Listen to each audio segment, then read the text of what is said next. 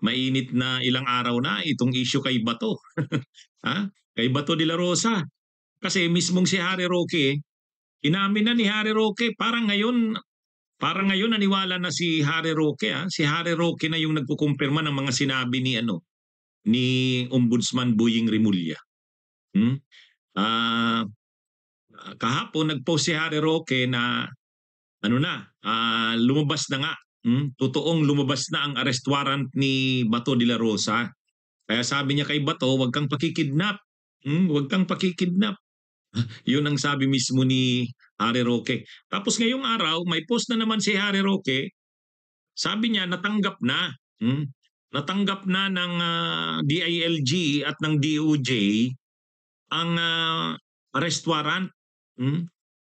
Yan sabi ni Harry Roque, matagal na ang ICC warrant para kay Senator Bato. Pero kahapon lang officially received ng DOJ at DILG. Ngayon pa lang talaga sila gagalaw. December 8, 2025. So ngayon po yan. So si Roque na yan. Nung una ayaw ring maniwala ni Attorney Torion, yung abogado ni Bato de la Rosa. Pero ngayon, sa interview kay Attorney Torion, sabi niya, mukhang totoo na talaga yan. Kasi nag-message daw, nag-text daw sa kanya si Harry Roque at sabi daw ni Harry Roque galing sa kaibigan niya yung information. So, sabi ni Torion, bagamat hindi niya pa nakukonfirma talaga dahil wala silang natatanggap na kopya, pero ang dami na raw na sources ang nagsasabi sa kanyang mayroon na ngang arrest warrant. So mukhang seryoso na ito. Ay di lalong matatakot na nito si Bato. Ito namang sila Harry Roque. Takot na nga si Bato, lalo pang natatakot. Kung nung wala pang ang confirmation, si Boying Rimulya pa lang ang nagsasabi, nagtago na si Bato, ay lalo ngayon galing na kay Harry Roque, galing na sa iba't ibang sources, Sinabi na ni Roque na natanggap na daw yan ng DILG at DOJ. Parang hindi pa lang inaanunsyo ng DOJ at DILG. Pero sabi niya natanggap na kahapon, ibig sabihin December 7. At i-implement na daw yan. Ngayon, sabi ni Ombudsman Boying Rimulya, natitrace nila bawat galaw ni Bato. Yun. Alam daw nila nung isang araw, sabi nga ni Boying Rimulya, nasa Pampanga. Monitored nila ang bawat galaw ni Bato de la Rosa. Sabay medyo ngumingiti pa natatawa pa si Boying Rimulya. Parang tinatakot naman nilang masyado si Bato. Kot na nga, tinatakot pang masyado. Sinabi niya na nasa Pampanga at namomonitor nila bawat galaw nito. Natitrace nila bawat galaw. Yan. Kaya na ito mga kabunyog, mga kababayan. Mukhang sa susunod na mga araw, i-announce na mismo ito ng DOJ at saka ng DILG.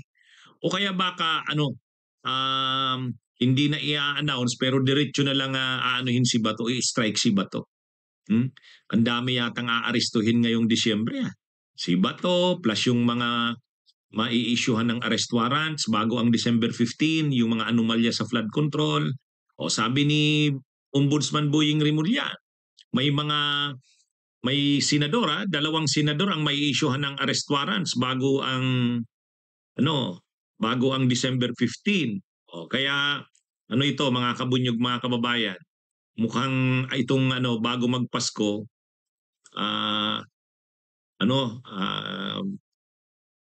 bago magpasko marami tayong matutunghayan, makikitang mga arestuhan at mga malalaking tao. Kasama na diyan si Bato, at mga senador, iba-ibang kaso. Kung kay Bato sa ICC. Tapos sa mga senador naman at ilang mga politiko pa sa sa ICI ay sa ICI na rekomendasyon na kasuhan. Nakakasuhan na rin nga ng ombudsman. Si Diskaya aarestuhin na rin yan bago magpasko. Kaya ito mga kabunyog, mga kababayan, maraming magiging laman ng balita na mga arestuhan at diyan na sila magpapasko sa mga kulungan. Pero ngayon, nakaka-focus ang atensyon ng marami dito kay Bato. Dito kay Bato de la Rosa. Kasi talagang si Harry Roque, araw-araw ang post tungkol kay Bato . May post pa nga si Harry Roque. Senator Bato, ano ka na, doon ka na sa Supreme Court magpasang ano, kumbaga, doon na daw sanctuary. Doon na daw humingi ng sanctuary sa korte. Kung kahit ang maganda nga daw sa Korte Suprema. Ito namang si Harry Roque. Bakit naman papapuntahin niya doon si Bato sa Korte Suprema para mag-seek ng sanctuary? Kukup-kupin ba yan doon sa Korte Suprema? Parang hindi naman mangyayari yan. Papaalisin yan doon sa Korte Suprema. Sigurado taranta na taranta na itong kampo ni Bato dito sa mga balitang ito. Kasi habang tumatagal, nakukumpirma ng totoo. Una, yung kay Boying Rimulya lang. Tapos ngayon si Harry Roque na. At ang unang sabi ni Harry Roque, nalaman niyang lumabas na ang arrest warrant. Ngayon, mas mayado ng detalyado, natanggap na ng DILG at DOJ kahapon. Kaya, sigurado, i-interview, hihinga ng komentaryo ng media ang DOJ at ang DILG. Kasi sinabi na ni Roque na natanggap na ng DOJ at ng DILG kahapon, December 7. Kaya hihinga na ng komentaryo dyan ang DOJ at DILG. So malalaman natin yan. Pag na-kumpirma na yan, wala na. Paghahanap na talaga kay Bato de la Rosa. Si Attorney Torion, sabi niya, may piniprepare siyang pleading.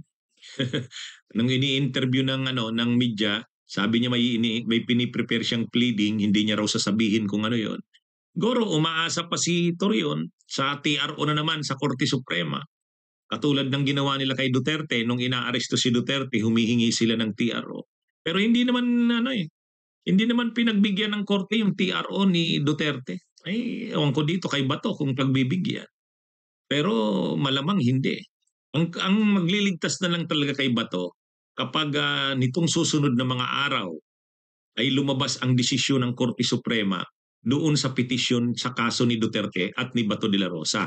Kasi ang gusto nila, i-declare ng Korte Suprema na illegal, unconstitutional yung ginawa kay Duterte.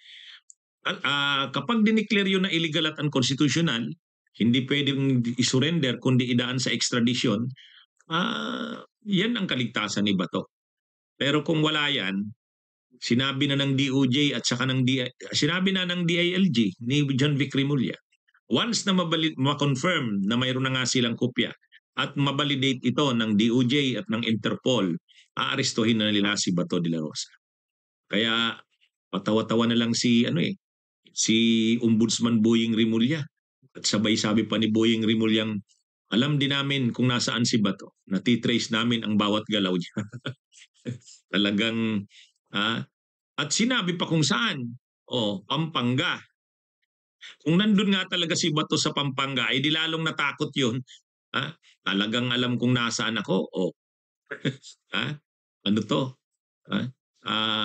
Lalo nang sobrang takot na ni Bato de la Rosa.